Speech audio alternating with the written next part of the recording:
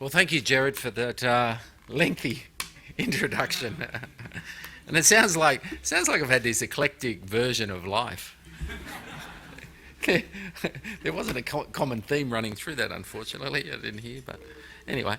Can I first off by starting acknowledge the many distinguished guests, and if I can just go through a couple. Mr. Alan Manley, Chairman of GCA, Professor Greg Waitley, Executive Dean, fellow academics, distinguished guests, graduates, and especially the family and friends that come along to support you guys.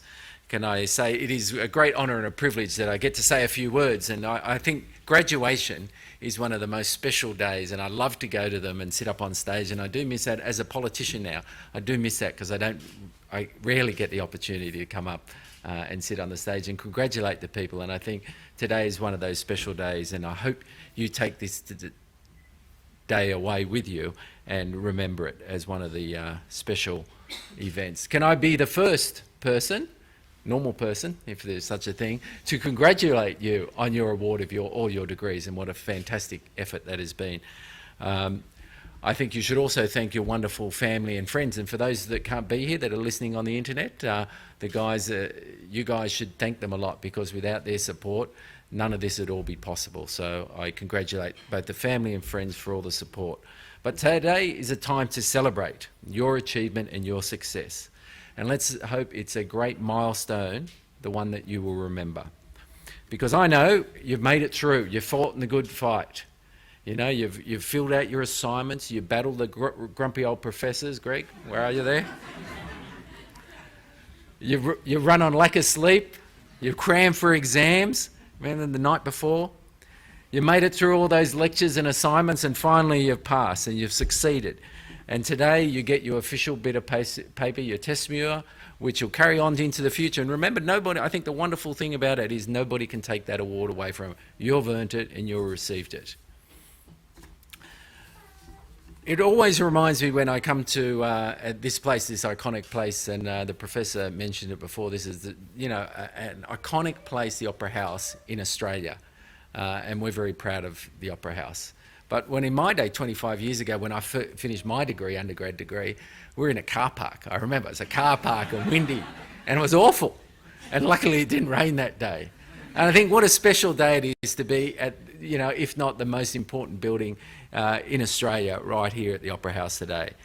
And one thing I remember about that day is I remember it was awful because of the car park, but I can't remember the occasional speaker who's that position like me, the person who actually spoke. So an old lecturer once told me, not an old lecturer, she wouldn't like that, but a lecturer once told me when someone talks, if you can get your message across and remember three things you've done well. So when I was thinking about today, what would I speak about? I have three words, three things that I want you to remember. Just three. So see if we can remember those by the end. First, can I say that hard work is not enough to be successful? Now, when I grew up, my dad, who's Chinese, and he's pretty Chinese, he's about up to here on me, he reckoned if you work really hard, you'll be successful. Well, I hate to tell you that's not true. Yes, you can work really hard, and we see people work really hard, but you've got to do more than hard work. It is essential to be successful to work hard, but it's not the only thing you have to do. You yourselves have to be responsible for your own careers and plan your own careers. Your lecturers here today, and many of them are here and many of them aren't, but have given you, the skills and the aptitude and the ability to do a great job in terms of accounting. But at the end of the day, it's up to you to take control of your careers. You have the tools to be successful. You have the ability to realise your potential. So you have to take your careers in your own hands. For me, when I was 22, I wanted to be a horticulturist.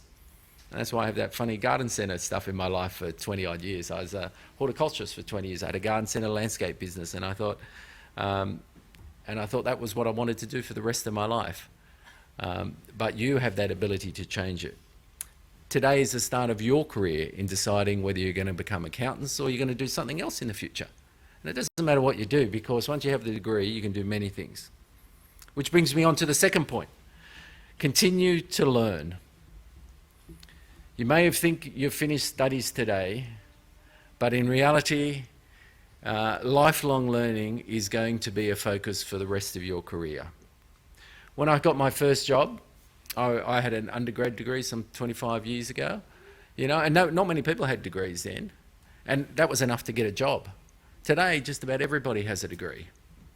In fact, most people now do masters, and I noticed there was a few people doing masters of accounting. You must really love numbers, because I don't know. I don't think I'd be a masters of accounting. I just passed finance in my MBA. But today, to differentiate yourself, I would suggest you've got to continue to learn, whether it's through formal studies or your own private studies, but a master's now is sometimes a prerequisite to move further on. So certainly take a break over the years, but certainly continue to learn throughout time. I think that's particularly important, especially if you want to work for someone and go further. So my suggestion is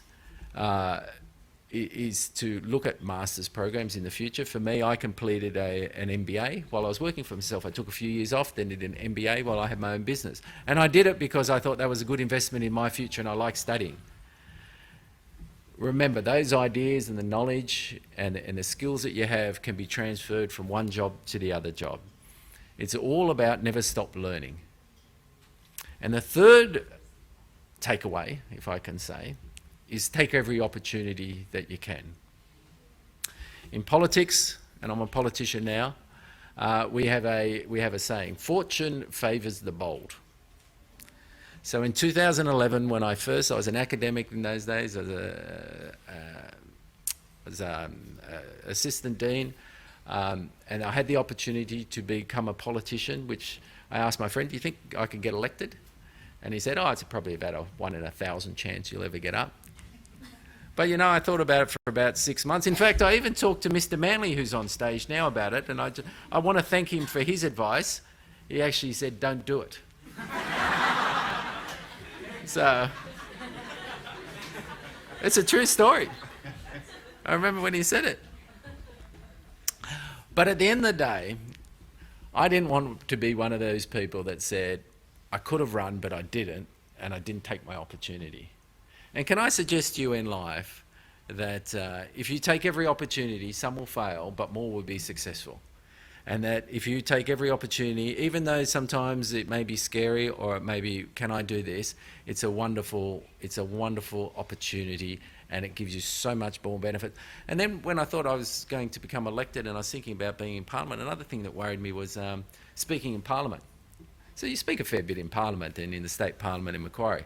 So you get up there and the Hansard record verbatim what you say. And I looked and went, you can make mistakes. And they record it, because it's there forever. It's always searchable. And I looked at the other people and I went, if you can do it, I can do it.